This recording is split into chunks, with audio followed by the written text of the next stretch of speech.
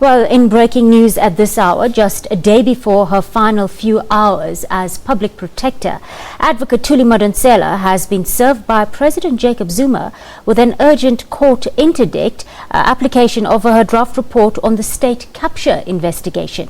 Well, Madonsela was due to release that report tomorrow, coinciding with her last day in office. The president had previously requested Madonsela to not release this draft report publicly. Well, Aldrin Sampier is our reporter. He joins us now on the desk. Good afternoon, Aldrin. The president serves Madonsela with court papers. What do we know?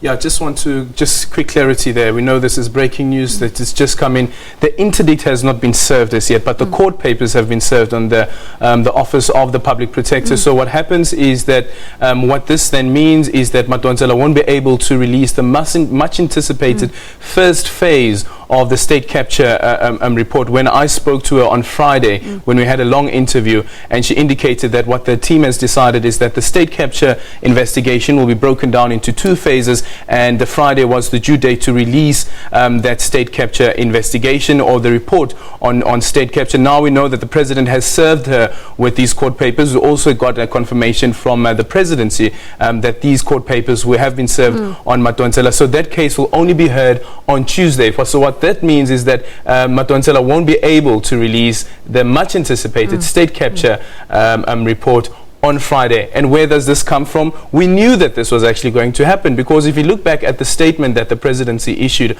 on Monday when he was supposed to meet with, when President Jacob Zuma was supposed to have met with Thuli Madonsela on the questions that she has sent him, he indicated that he wants a list of all the witnesses that she's interviewed. He wants all the evidence that has been handed over and transcripts, and then he will decide which witnesses he wants to examine with regards to the evidence that with regards to the evidence that they have given her. And the president gave her, I think until Tuesday, by the end of business, and said that that's the deadline to hand over all this information. Thuli Madonsela's office responded saying that, listen, we've given the president all of the evidence that implicates him, that was given on the 1st of October already, and the president stuck to that deadline. So definitely this is where we find ourselves now, that there is this these court papers being served on the office of the public protector. So the state capture report on ice for now.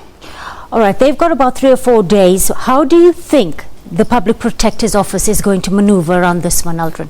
We've tried to speak to the public protector's office, but they wouldn't confirm on the record whether they have received these court papers. So we'll have to wait and see exactly how they will be maneuver around this. I just actually went through Twitter and looking at the public protector's a timeline on Twitter, and we see that she's actually at a farewell, considering that tomorrow is her last day in office. So we'll have to wait and see how exactly she will respond to this, whether indeed, or is there any legal grounds to go to court and say that, and argue why these papers should be actually released on Friday, tomorrow, as anticipated by the entire country. It's quite an interesting time. Interestingly, EFF leader Julius Malema touched on this briefly during his presser this morning. What came out of that, Aldrin? You were there. Well, the question was, what does he make of a possible interdict from the president? And his argument was that, considering that the president had received these questions, had received these questions from Thuli Madonsela back in March already, on which grounds would he be able to argue that this should be stopped on an urgent basis, that the report should not be released, and he makes this application on an urgent basis? That's his argument. He says that based on that, he has lost, the president has lost. And then, of course, you have AJ Gupta. Remember that AJ Gupta was one of the people who gave evidence to Thuli Madonsela, but he says that he initiated, it was out of his own will that he went to Thuli Madonsela and said that, listen, you are investigating the state capture. It is evidence, the evidence that are presented to you is evidence that implicates the Gupta family. Why have you not called the Gupta family to be part of this investigation, or also to make some sort of representation? He gave that representation, but in a letter that was emailed to Thuli Madonsela, I think it was on Wednesday, AJ Gupta did indicate that they were not happy with how she's done this investigation, and they believe that there is a preview. She already knows what exactly it is that she wants out of this report, and that's the reason why she didn't want to or didn't initiate the investigation or the interview with AJ Gupta. And in that letter, AJ Gupta did indicate that they will not be interdicting Thuli Madonsela. So that was quite interesting. It was the first time actually that the word interdict came into the realm, considering what's happening at that time.